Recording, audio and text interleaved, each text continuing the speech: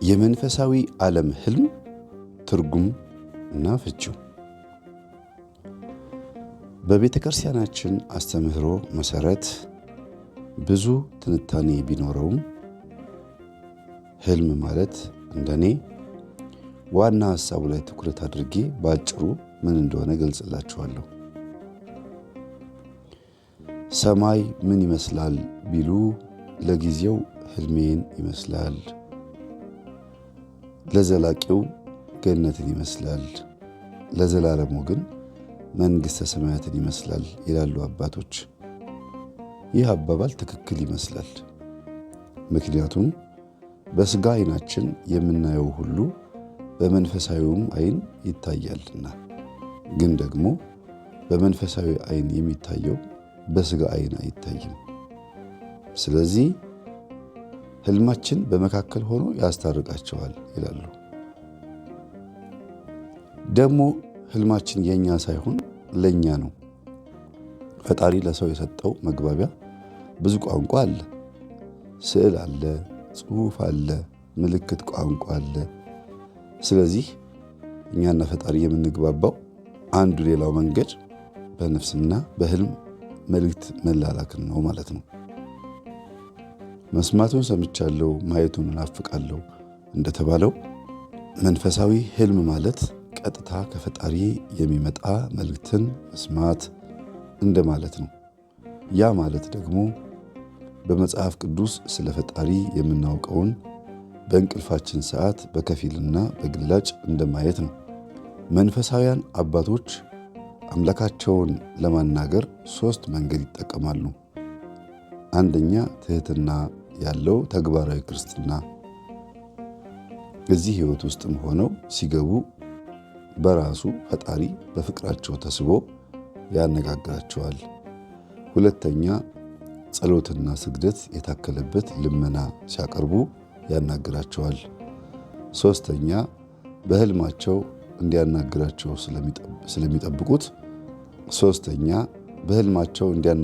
ስለሚጠብቁት ያዩትን ህልም ባለመርሳት ፍቺው ላይ ትኩረት አድርገው ቀኑን በንቃት ይጠባበቃሉ። ስለዚህ የሁሉም ቅዱሳን ተስፋ የሆነው ጸሎት ውጤትና መልሱ ህልማቸውን በማስተዋል መተርጎም ነበር። ከዚህ በመነሳት የመጽሐፍ ቅዱስ ጥቅሶች ላይ ትንሽ እናተኩርና እንደ መነሻ የሚሆነንን ለጻድቁ ያዕቆብ አባታችን ከእግዚአብሔር የተገለጠውን ራእይና አስገራሚ ህልም እያነበብን የህልምን ተአማኒነት ምን ያህል እንደሆነ እናረጋግጣለን። ዘፍጥረት ምዕራፍ 28 ከቁጥር 10 እስከ 22 ያለውን በሰፊው እናንበበው። ያዕቆብም ከቤርሳቤህ መጥቶ ወደ ካራን ሄደ። ወደ አንድ ስፍራም ደረሰ። ፀሐይም ጠልቃ ነበርና ከዚያ አደረ። በዚያም ስፍራ ድንጋይ አነሳ፣ ከራሱም በታች ተንተርሶ በዚያ ስፍራ ተኛ። ህልምም አለመ።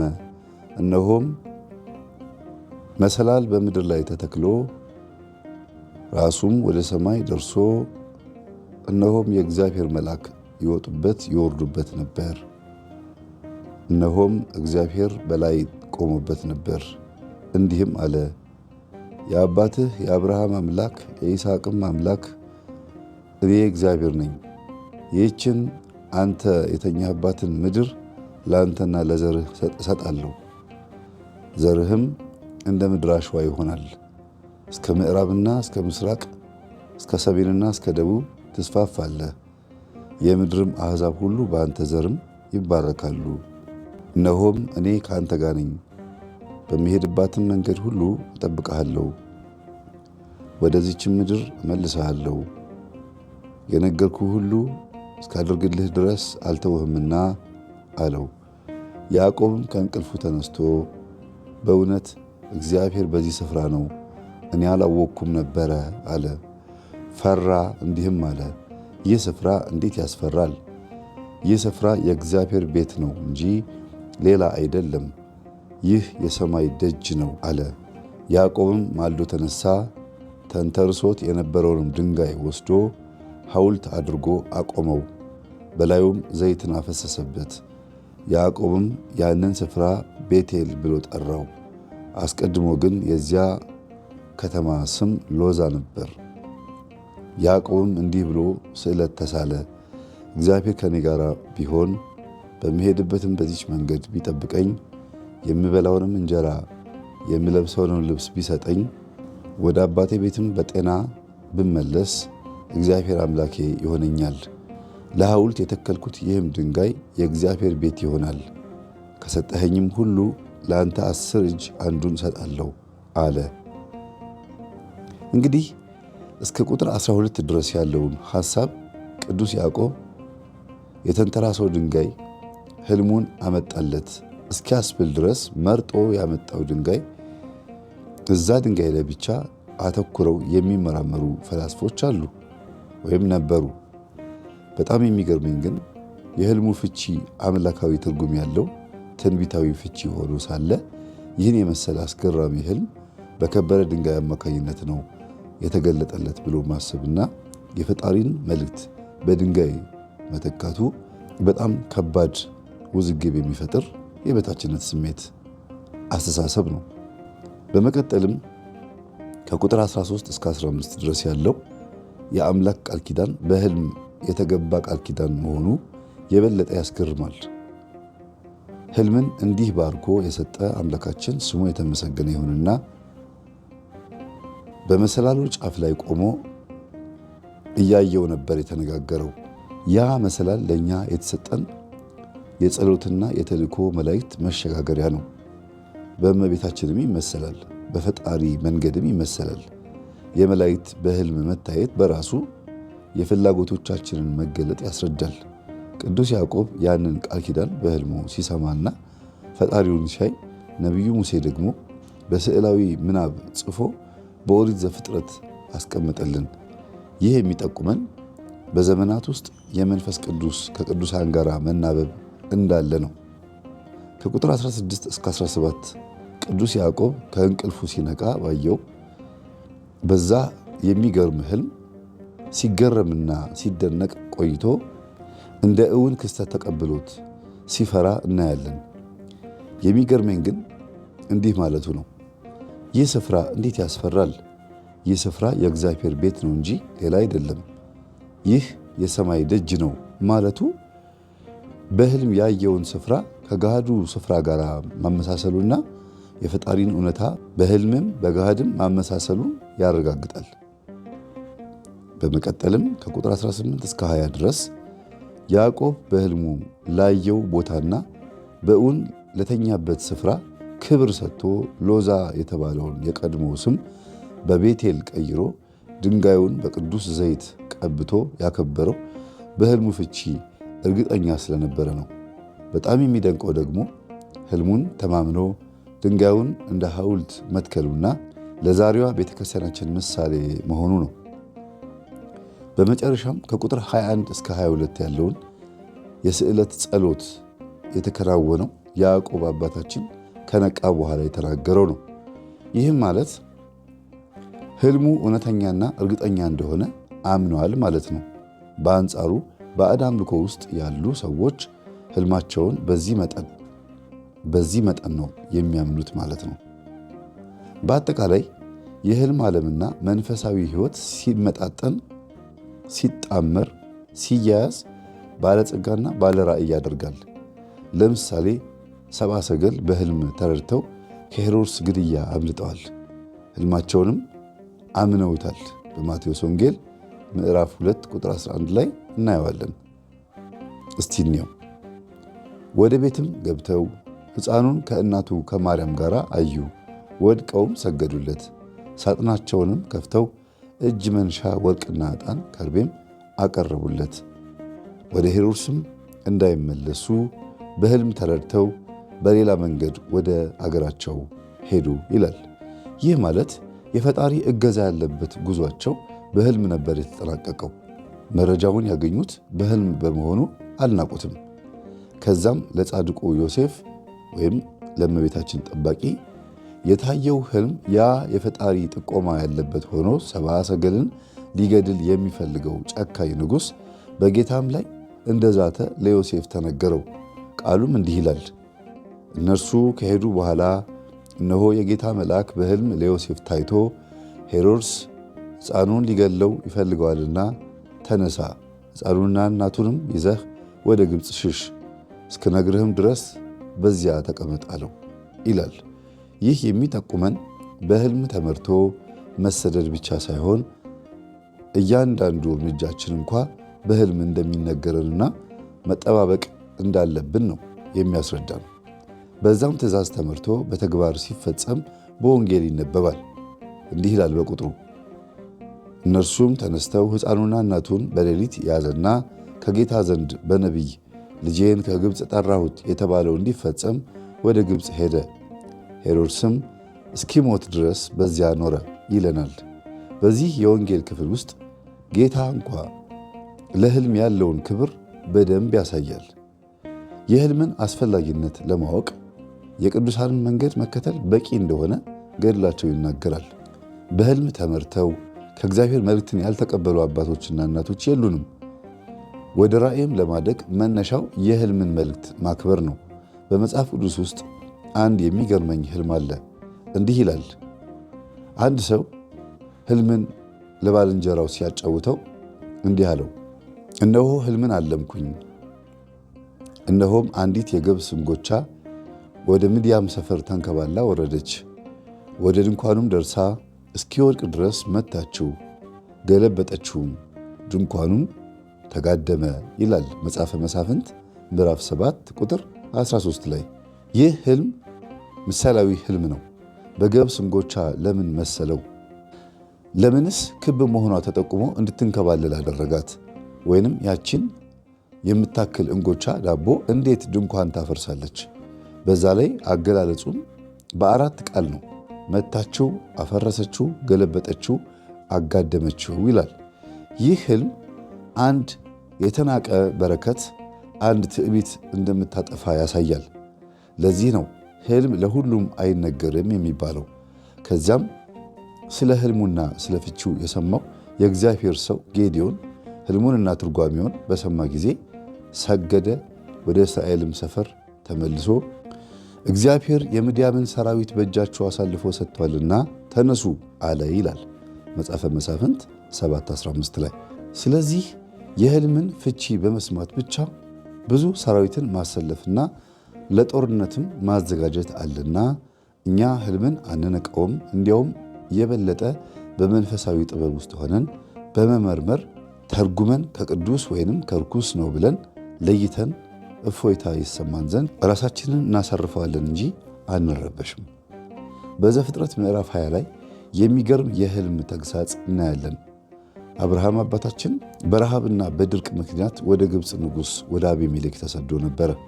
ግን የንጉሡ አሽከሮች ጨካኝና ፈጣሪን የማይፈሩ ስለነበሩ የአብርሃምን ሚስት ሳራን በመውሰድ አብርሃምን አስደንግጠውት ነበረ። ቃሉ እንዲህ ይላል። አብርሃምም ከዚያ ተነስቶ ወደ አዜብ ምድር ሄደ። በቃዴስና በሱር መካከልም በተቀመጠ ጊዜ በጌራራም በእንግድነት ተቀመጠ። አብርሃምም ሚስቱን ሳራን እህቴ ናት አለ። የጌራራ ንጉሥ አቤሜሌክም ላከና ሳራን ወሰዳት። እግዚአብሔርም ሌሊት በሕልም ወደ አቤሜሌክ መጣ፣ እንዲህም አለው፣ እነሆ አንተ ስለወሰድካት ሴት ምውት ነህ፣ እርሷም ባል አላትና ይላል ቃሉ። የእግዚአብሔር ድምፅ በሕልምም በእውንም ቀርቶ በነቢያት አንደበት ሲሆን እንኳ እንዴት እንደሚያስፈራ አስቡት። አቤሜሌክ ግን አልቀረባትም ነበረ። እንዲህም አለ፣ አቤቱ ጻድቁን ሕዝብ ደግሞ ታጠፋለህን? እህቴ ናት ያለኝ እርሱ አይደለምን? እርሷም ደግሞ ራሷ ወንድሜ ነው አለችኝ። በልቤ ቅንነትና በእጄ ንጹሕነት ይህን አደረግኩኝ አለና ለፈጣሪው መለሰ። አስቡት፣ በሕልም ነው። የሚገርመው ነገር አቤሜሌክ የተባለው ንጉሥ እያወራ ያለው በሕልም ቢሆንም ግን ቀን ከአብርሃም ጋር ያወሩት ሐሳብ ነው። በሕልም እየተመሳከረ በፍርሃት ከፈጣሪው ጋር የሚከራከረው በዚህ ምክንያት ነው። ጻድቁን ሕዝብ ታጠፋለህን ማለቱ አታጥፋኝ የሚል ልመና ስለሆነ ሕልሙ ገሃድ እስኪመስል ድረስ በጭንቀት መወጠሩንም ያሳያል። በመቀጠልም እግዚአብሔር በሕልም እንዲህ አለው፣ ይህን በልብህ ቅንነት እንዳደረክ እኔ ያውቃለሁ። እኔ ደግሞ በፊቴ ኃጢአትን እንዳትሰራ ከለከልኩህ። ስለዚህ ተነካት ዘንድ አልወደድኩም ይላል እግዚአብሔር። የሚገርም ነው። አምላካችን በሕልም የሚያወራን ለሁለት ነገር ነው። አንዱ እንዳንወድቅ ቀድሞ ሊጠብቀን ነው። ሁለተኛው ከወደቅንበት እንድንመለስ። በዚህም ምክንያት አቤሜሌክ ኃጢአት እንዳይሰራ በፈጣሪው ሁለት ጊዜ ተጠበቀ። በመጀመሪያ በገሃዱ ከአብርሃም ጋር ካወራ በኋላ ሳራን ሲወስዳት በሕሊናው ፈርቶ ተጨንቆ ነበር። በመቀጠልም በሕልም ፈጣሪው አስፈራርቶት ከኃጢአት ጠብቆታል። እንዲህ ብሎትም ነበረ፣ አሁንም የሰውየውን ሚስት መልስ፣ ነቢይ ነውና ስለ አንተም ይጸልይልሃል፣ ትድናለህም። ባትመልሳት ግን አንተ እንድትሞት ለአንተ የሆነው ሁሉ እንዲሞት በእርግጥ እወቅ አለውና አስፈራራው። ስለዚህ አምላካችን እግዚአብሔር በሕልም ስለ አብርሃምና ስለ ሳራ ማንነት አስቀድሞ የነገረው ሲነጋ ወይንም ሌሊት ከእንቅልፍ ሲነቃ ሳራን በዝሙት ሊያረክሳት ስለነበረ ነው። ሕልም ማለት ይህ ነው፣ ማስጠንቀቂያ ማለት ነው። አቤሜሌክም በነጋታው ማለደ፣ ባሪያዎቹንም ሁሉ ጠራ፣ ይህንንም ነገር ሁሉ በጆሮአቸው ተናገረ። ሰዎቹም እጅግ ፈሩ ይላል። አያችሁ፣ የንጉሥ ባሪያዎቹ እንኳን ሕልሙን በዚህ ልክ አክብረውና ንጉሣቸውም አምነው ፈሩ፣ ተንቀጠቀጡ ይላል። ያናገረው ኃይል የአብርሃም አምላክ እንደሆነ ብቻ ሳይሆን ያወቀው እውነትም አብርሃም ሲጠየቅ መገጣጠሙ ነው። አቤሜሌክም አብርሃምን ጠርቶ አለው፣ ይህ ያደረክብን ምንድን ነው? ምንስ ክፉ ሰራውብህ? በእኔና በመንግሥቴ ላይ ትልቅ ኃጢአት አድርገሃልና የማይገባ ሥራ ለእኔ ሰርተህብኛልና እያለ ነገረው። ይህ ቃል ሁለት መልእክት አለው። አንዱ አቤሜሌክም ፈጣሪውን የሚፈራ ጠንቃቃ እንደነበረ፣ ሁለተኛው ምንም እንኳን የሳራ ማንነት አጣርቶ ቢወስዳትም በመጣበት መቅሰፍት ግን የእውነት እንደሚከናወን ማመኑ ነው። እንዲያውም ግራ ገብቶት እንዲህ ብሎ ነው ጠይቆት የነበረው። አቤሜሌክም አብርሃምን እንዲህ አለው፣ ይህ ማድረግህ ምን አይተህ ነው ነበር ያለው። ይህ የሚያሳየው ለምን ወንድሟ ነኝ ብለህ ዋሸኸኝ በሚለው ሐረግ ውስጥ አብርሃም ፈርቶ ቢዋሽም ፈጣሪ ግን የልባቸውን ስለሚያውቅ ጠበቃቸው። አብርሃምም በመጨረሻ በዚህ ስፍራ እግዚአብሔርን መፍራት በእውነት እንደሌለ ለሚስቴም ሲሉ እንደሚገድሉኝ ስላሰብኩኝ ነው አለውና አምላኩ ለአቤሜሌክ በሕልም የገለጠለትን እውነት ደገመው። ስለዚህ ሕልም ማለት የእውነት እየኖራችሁ እውነትን በተግባር የምትተገብሩበት የገሃዱ ዓለም ነጸብራቅ ነው ማለት ነው። ለዚህ ነው ለአባታችን ለያዕቆብ በዘፍጥረት 31:11 ላይ የእግዚአብሔርን መልአክ በሕልም ያዕቆብ ሆይ አለኝ፣ እኔም እነሆኝ አልኩት ተብሎ የተጻፈው። እነሆኝ ማለት ወዬ አለሁ ምን ልታዘዝ ማለት ስለሆነ ነው። ይህ ደግሞ የሚያመለክተው ሕልም የሥራ ድርሻ መቀበያ መሆኑን ነው። በአንጻሩ ደግሞ የማይነገር ሕልም አለ፣ ለብቻችን የምንሰማው የምንጠብቀው ነው። ለምሳሌ ዮሴፍም ሕልምን አለመ፣ ለወንድሞቹም ነገራቸው፣ እነሱም እንደገና በብዙ ጠሉት ይላል ዘፍጥረት 37:5። በዚህ ውስጥ ምን አስተዋላችሁ? ወንድሞቹ እውነት እንደሆነ እያወቁ የጠሉት ሕልሙ በተግባር ሲፈጸም ለወንድማቸው መስገዳቸው ስለማይቀር ነው። በነገሥታትና በሀገር መሪዎች ደረጃ ሕልም ከመጣላቸው እንደ ቦታቸው የሕልሙን መልእክት ይለያያል።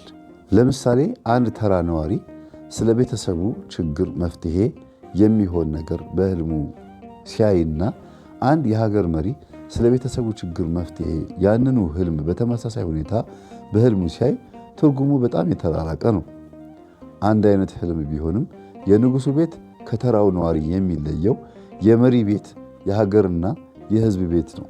እሱ ላይ የሚመጣው ፈተና በሀገርም ነው የሚከሰተው። የእሱ ኑሮ የእኛ ኑሮ ነው፣ የእኛ ግን የአንድ ግለሰብ ነው። ለዚህ ማሳያ የፈርዖን ሕልምና የአሽከሮቹ ሕልም ነው። በዘፍጥረት ምዕራፍ 41 ቁጥር 8 ላይ እንዲህ ይላል፣ ፈርዖንም ነቃ፣ እነሆም ሕልም ነበረ። በነጋም ጊዜ ነፍሱ ታወከችበት።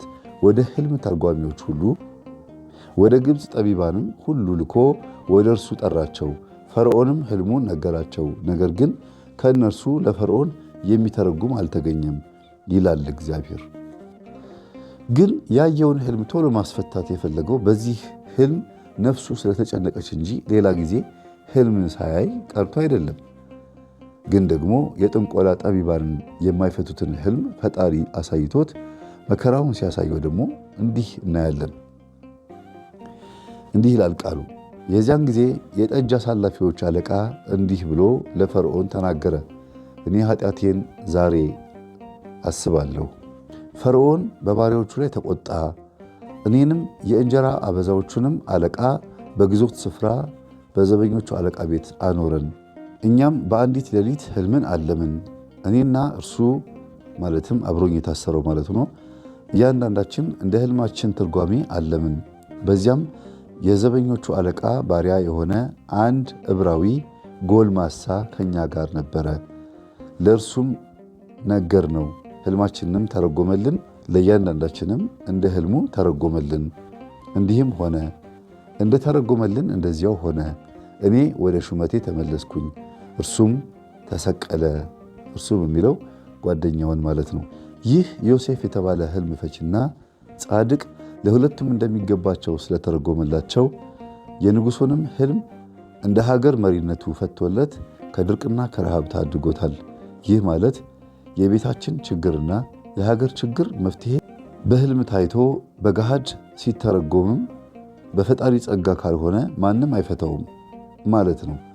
በአጠቃላይ የዚህ ርዕስ አጀንዳ መደምደሚያ ዋና ሐሳብ ህልምና መጽሐፍ ቅዱስ የማይነጣጠሉ የአንድ ቤት በርና መስኮት ናቸው ብለን ብንዘጋው ይቀለናል ይላል።